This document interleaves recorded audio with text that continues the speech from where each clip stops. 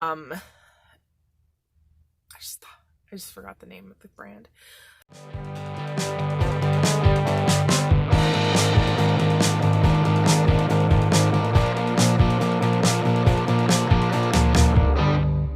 Hi you guys, welcome back to Perfumed Vegas. I'm Holly Golightly. I'm your hostess. This is a huge mess, so let me explain. No, that would take too long. Let me sum up.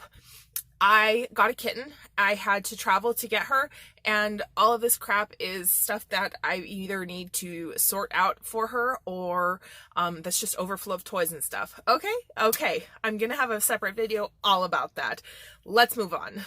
Today's video is my favorite fragrances from Atelier Cologne. So I think most people are pretty familiar with Atelier now. I know they used to be very niche, but they've gone kind of into the broader mainstream of fragrance in the past several years. Past multiple years, actually. It's been probably a good 7 or so years since they've really been making a presence in the mainstream fragrance market. But they're still like niche quality, niche prices, and really niche scents as well. So I have 1, 2, 3, 4, 5, 6, 7, 8, 9. I have 9 of my favorite fragrances from Atelier Cologne. And I also, before I begin, I do want to point out that most of these scents were available as of 2018. Today in 2020, there may be different scents available. There's definitely new scents, and some of these may not be available anymore. I am not sure, but I think you can still find all of these for sale somewhere. It just may not be directly from Atelier Cologne. Anyway, I'm going to go ahead and get started with the ones that I have bigger bottles of. I have 30 ml bottles of the original Voyages release, which was Mandarine Glaciale, Figure Ardente, Sud Magnolia, and Cedar Atlas. I love those fragrances. I have 2 of those fragrances on this list that are in my top 9, but I didn't pull them out. I have smaller sizes of the ones I like the most anyway. So I do have some true full sizes, just not out. Yeah, let's just get into it. So the first one that I'm going to talk about is probably my favorite scent from Atelier of all of them. And I'm not sure, I noticed recently that it had showed up in their website as a re-released favorite or something like that. So I'm not sure if the scent was pulled from their like regular fragrance line, but it is Sud Magnolia. I have it in a 7 ml travel spray and the 30 ml bottle.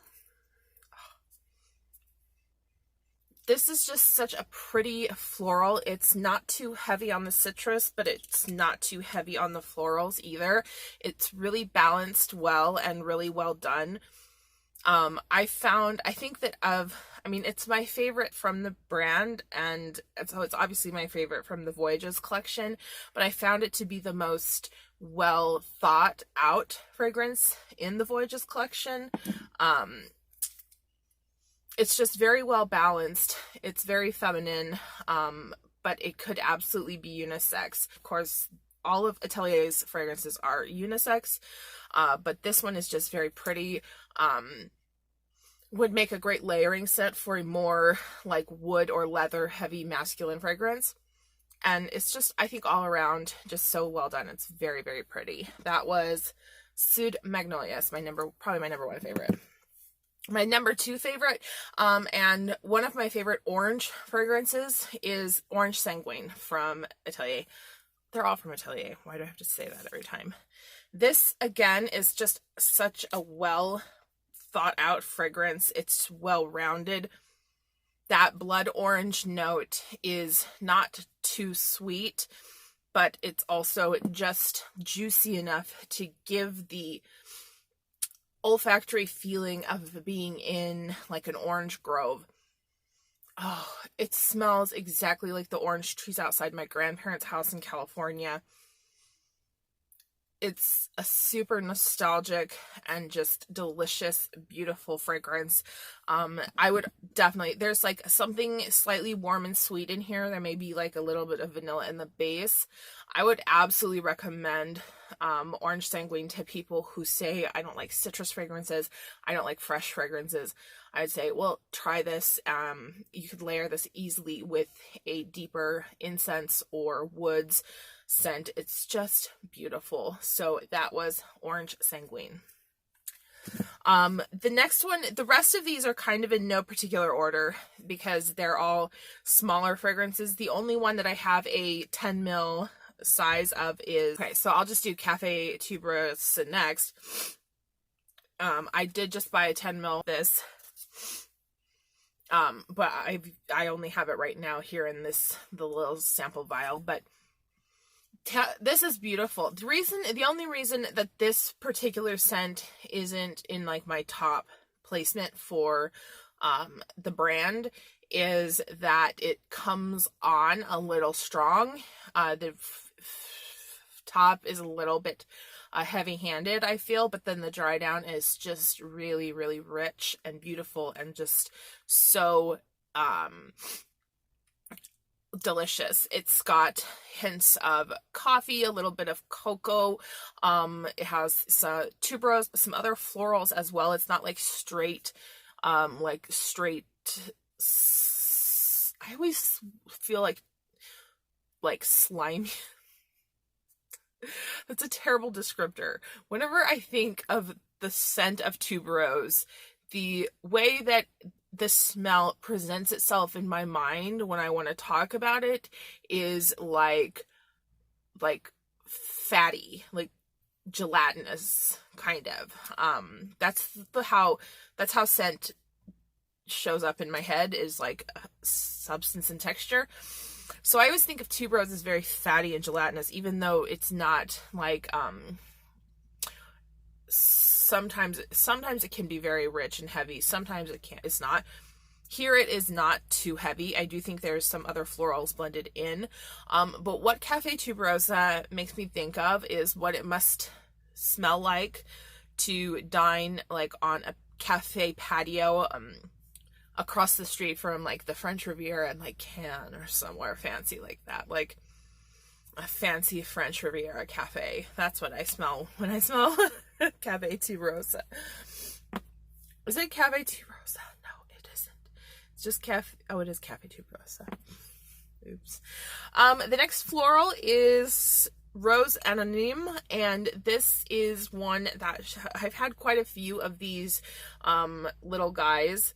These are the little 7 ml bottles. Why they can't put them, this isn't even 7 ml. These are the same amount of product. Why they have to do this, and I don't know. I paid for this. This came in a subscription box.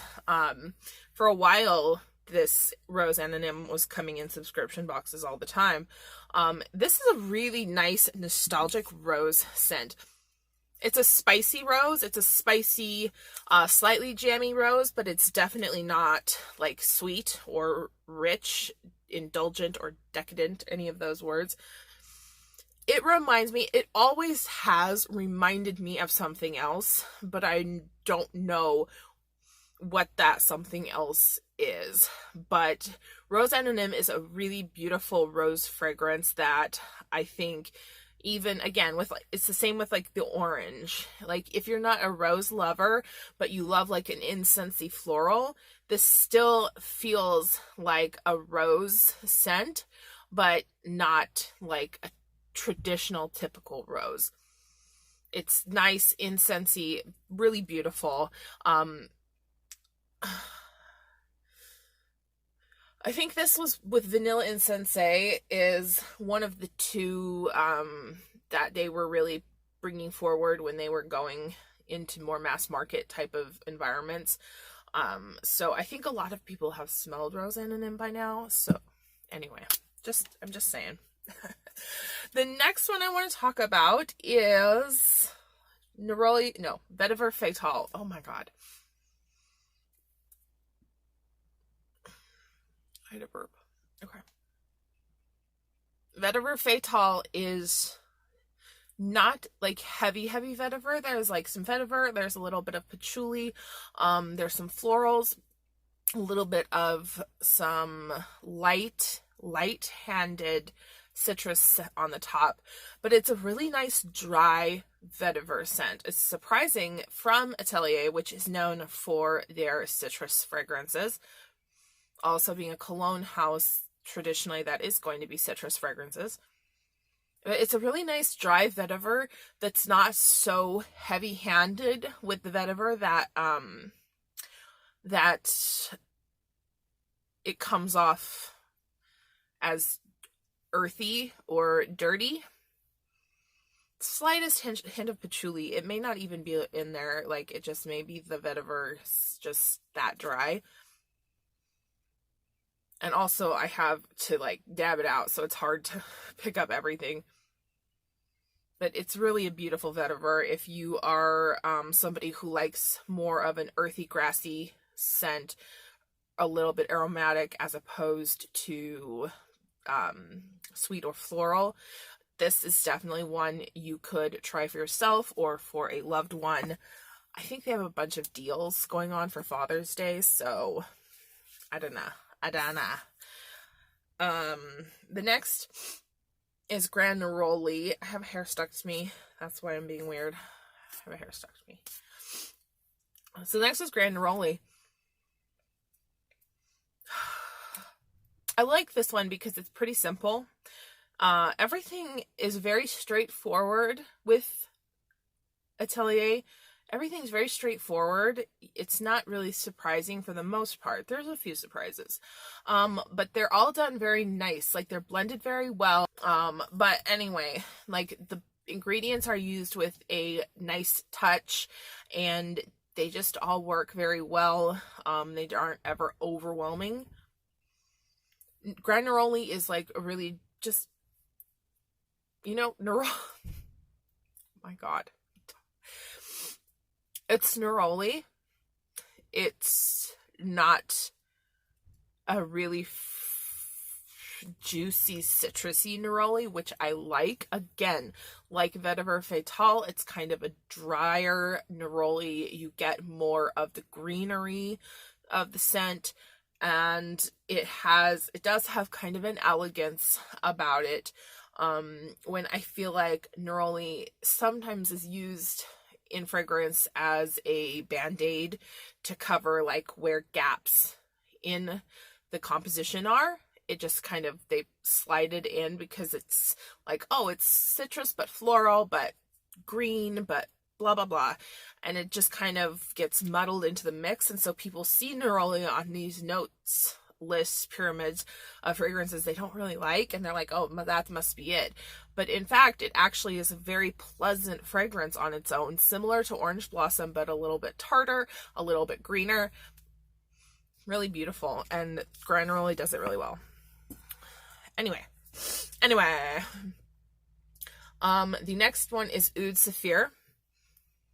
Where are you? Oh my god, this one. First of all, there's fairly a hint of oud in here. It's definitely not strong. There's another fragrance that's Emerald Agar. Yeah, Emerald Agar. And again, that one isn't very, well, it's not oud. Agarwood isn't necessarily oud. I don't like it. It's not my thing. It's not woody. It's not rich. It doesn't really, smells kind of like bacon grease. I don't know. I don't know what else to say about it. But Ood Saphir is actually, you can actually tell that there is a hint of oud. It's very uplifting. It's very bright. The nomenclature Oud Saphir, why did I point like this? Like the name is on there. What's wrong with me? The Oud Saphir it feels very much like that. Like a bright glistening kind of sapphire feeling to the scent.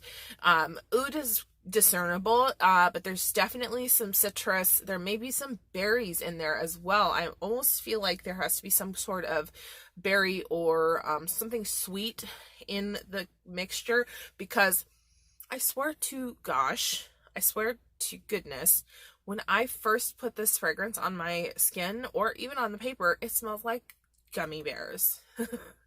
It smells like gummy bears.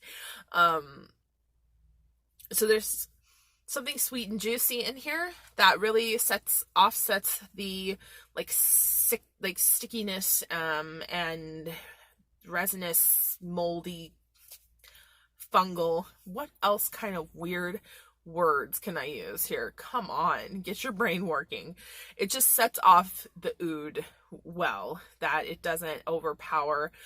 You still notice that there is oud in the fragrance, or at least an oud fragrance. There is an oud component without being overwhelmed. Very nice. Oud Saphir. Mandarine Glaciale, the second of the Voyages collection that I like. This is just a very straightforward Mandarin fragrance. Straightforward. Mandarin, slight floral, probably a little bit of neroli, or a little bit of, like, I would say probably a little bit of neroli. Very straightforward. The base notes are probably just some musk and maybe a little bit of wood, some sort of wood, for sandalwood, something a little bit creamy. It's very easy to wear. It was marketed very heavily when it was first released, and there's no reason why, like, it's no wonder, because it's extremely easy to wear. It's very pleasant, and it's impossible not to like. I mean, I guess you could not like it. People can not like whatever they want, but it's universally kind of crowd pleasing, mass appealing. So the last one I have is Santal Carmen. This one is always a surprise to me because it's always done so well. In general, like I mentioned the Emerald Agar before, and the cedar scents, like, they're okay, but they just, in general, and that Bois Blonde, and it's just, in general, I don't find that Atelier does wood fragrances all that great. I had tried Tobacco Nuit at a store somewhere, I don't know where. I always threw that.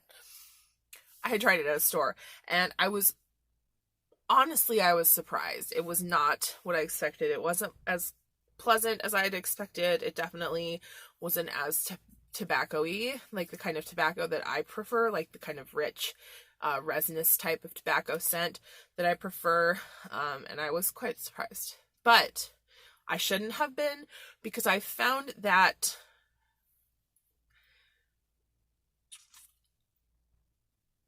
Atelier doesn't do wood or like woody type of earthy scents all that well, which is why Vetiver Fatal is surprising, because it is actually very well done. But for the most part, they don't do woods that great. They're not my favorite house to go for a more wood heavy citrus scent, even for like a masculine person. But Santal Carmen is surprisingly beautiful. The sandalwood is very present. It lifts up immediately. Maybe not in quite the top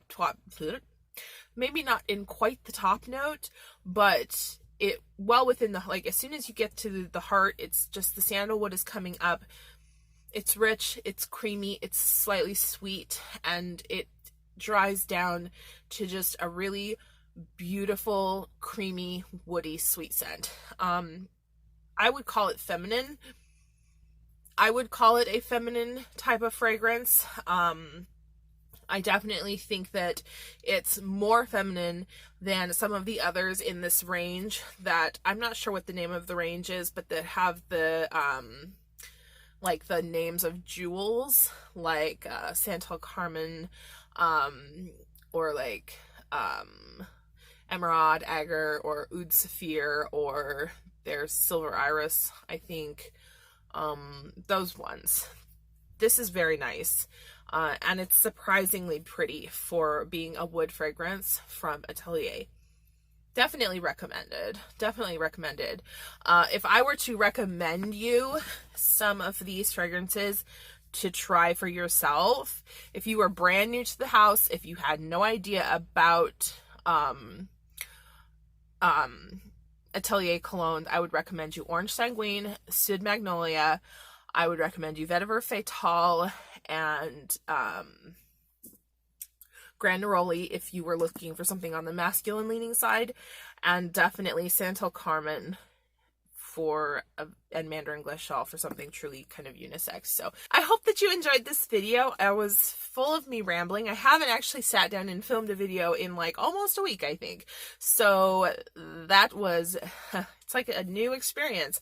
I hope that you had some interest in these fragrances, or that some of them interested you. If you pick any up, let me know, or if you have a favorite of your own, I'd love to hear about it.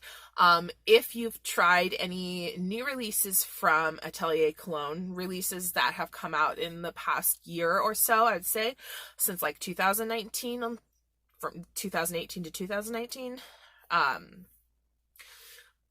yeah, and you want to suggest them for me to try, let me know. I'd love to hear it. Otherwise, I will leave you with that, and I hope that you've had a wonderful day. I'll see you on the next one.